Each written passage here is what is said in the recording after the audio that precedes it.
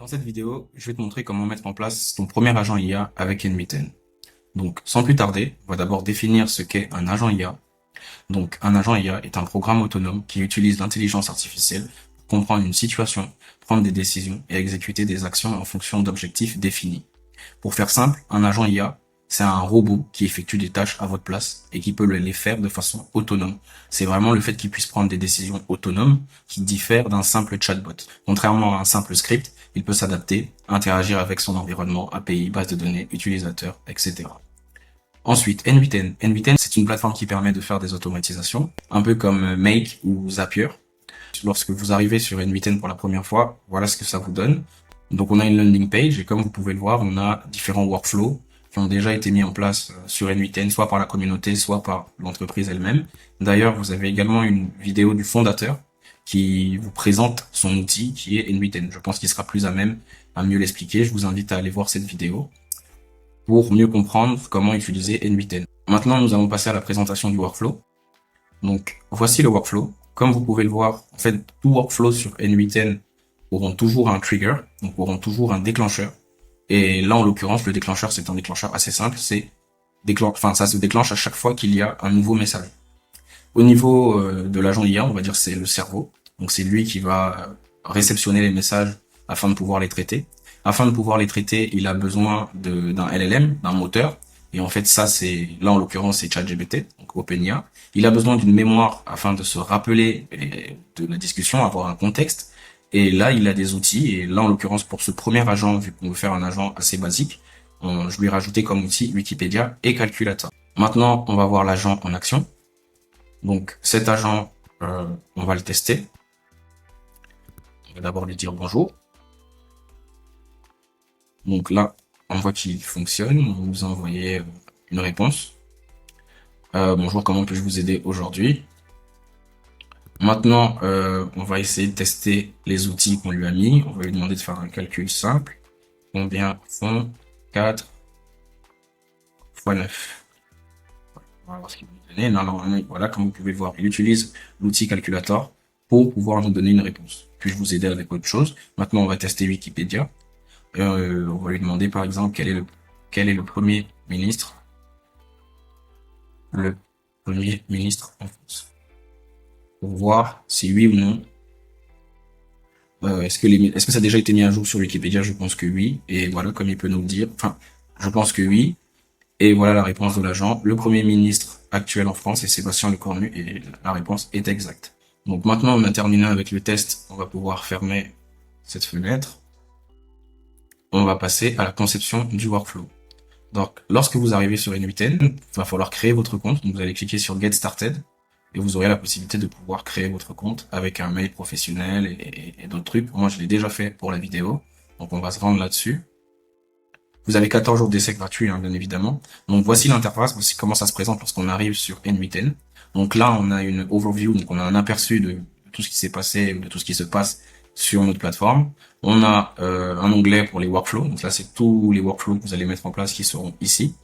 On a un onglet pour les credentials. Donc les credentials, en fait, c'est toutes les API, donc tous les outils qu'on a liés sur notre plateforme NV10. Ensuite, on a l'onglet exécution qui nous permet de voir tout ce qui s'est passé derrière. Donc, on a également un espace personnel où on peut ranger directement ces workflows, c'est-à-dire pouvoir créer ces folders, donc créer des dossiers pour différents clients ou même pour différents agents. Et donc on peut créer des projets, on peut rajouter, donner des noms à des projets, on peut dire test, on peut créer des projets, save, voilà. Là on a déjà un projet test, c'est-à-dire que dans cet onglet test, on peut mettre plusieurs agents, on va pouvoir créer des agents IA, enfin créer des workflows sur NV10 propres à ce projet-là. Par exemple, si vous avez un client ou même dans votre propre entreprise, vous voulez automatiser quelque chose, vous créez votre projet sur ce truc-là et puis tous les workflows seront enregistrés là-dedans. Donc, on va démarrer. On va cliquer sur Start from Scratch. Et là, comme je vous ai dit tout à l'heure, lorsqu'on arrive sur NV10, il faut toujours un déclencheur pour le workflow. Donc, on va cliquer sur ça. Comme on peut le voir, il y a plusieurs types de déclencheurs. Aujourd'hui, celui qui nous intéresse, c'est OnChat. On va cliquer là-dessus, OnChat Message Receive. Donc, pour l'instant, on ne va pas mettre le chat public afin de pouvoir le tester en interne. Mais si vous mettez le chat public, ça vous permet d'avoir un URL que vous pourrez partager à qui bon vous semble afin de pouvoir tester l'agent que vous aurez fait sur NV10. Pour l'instant, on ne va pas mettre ça.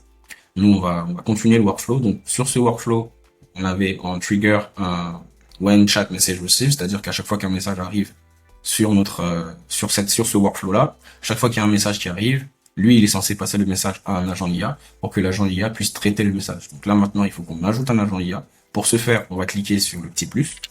On va cliquer sur IA. Et là, maintenant, on trouve agent IA. Donc, l'agent IA, il faut qu'on lui ajoute un message, enfin un prompt system, donc des instructions pour lui dire qu'est-ce qu'il est, quelle est sa mission, quel est son rôle justement.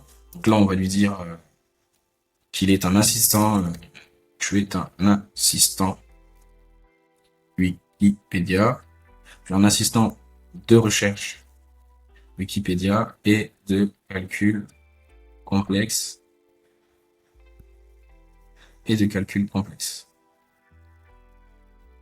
Voilà. Donc les instructions sont assez simples. Je vous montrerai dans une autre vidéo comment faire des vrais prompts, avec bien sûr l'aide de ChatGPT. Mais pour le moment, c'est bon afin de pouvoir faire le test. Donc, notre agent IA, il est mis en place, il n'est pas terminé. Mais comme vous pouvez le voir, il a besoin d'un moteur. Enfin, il a besoin d'un LLM. Il a besoin d'un LLM afin de pouvoir traiter les demandes. Il a besoin d'une mémoire, il a besoin d'outils. Donc, on va déjà commencer par le LLM. Pour le LLM, ce qui nous intéresse, donc vous voyez, il y a plein de possibilités. Vous avez même Ollama afin de pouvoir utiliser un modèle open source pour tout ce qui est souveraineté des données. Et nous, ce qui nous intéresse, c'est OpenIA.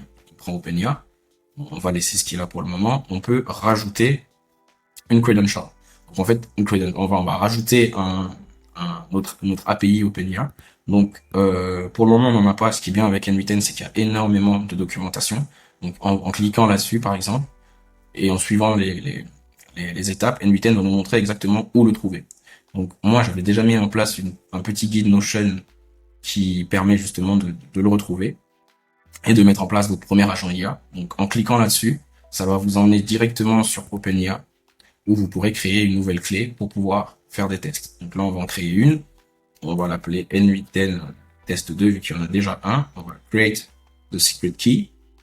Voilà. Par contre, très important, il faut jamais partager votre clé API. Donc là, pour le test, je vais vous la montrer, mais je vais la supprimer juste après, parce qu'en fait, si vous donnez accès à votre clé API à quelqu'un, eh ben, il peut avoir accès à tout derrière, justement. À tout ce qui va avec cette clé API. Donc, on l'a copié, on retourne sur N8N pour la rajouter, on la rajoute, on fait save, et normalement, c'est bon. Le credential est mis en place. Donc, maintenant, notre agent IA a un moteur qui permet de pouvoir traiter les demandes. On va lui rajouter une mémoire.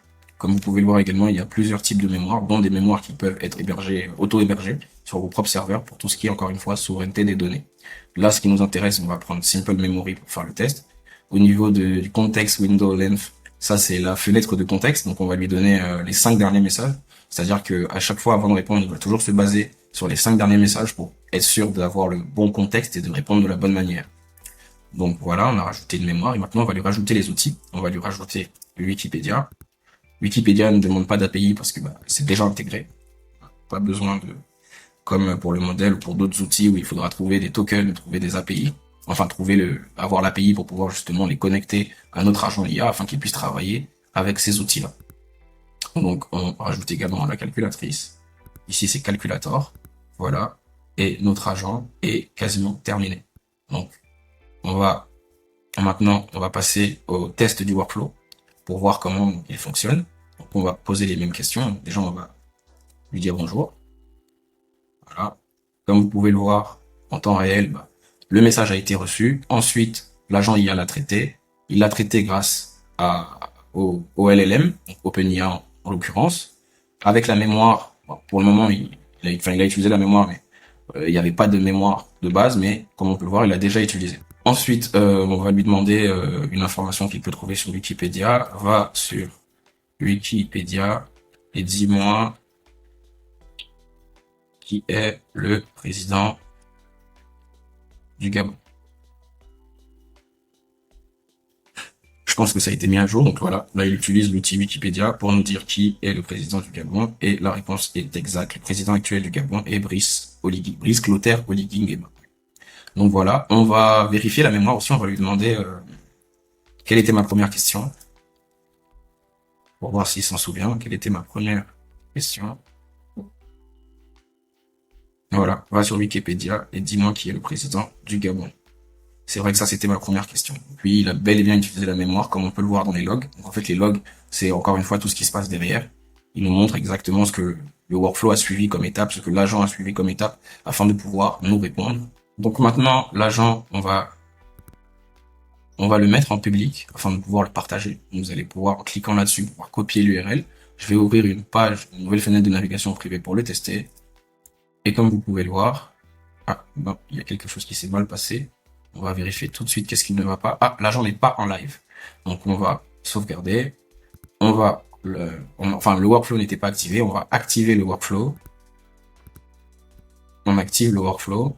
Et là, normalement, ça devrait fonctionner. Voilà, ça fonctionne. Alors, on n'a pas changé le message d'accueil. On va modifier ça également. Donc le message d'accueil, on va dire bonjour. Comment pourrais-je vous aider? Voilà. Sauvegarder encore une fois. Et de l'autre côté, on va relancer. Et voilà. Bonjour, comment pourrais-je vous aider? On va lui poser une question un peu plus compliquée au niveau mathématique pour voir s'il arrive à vraiment le faire.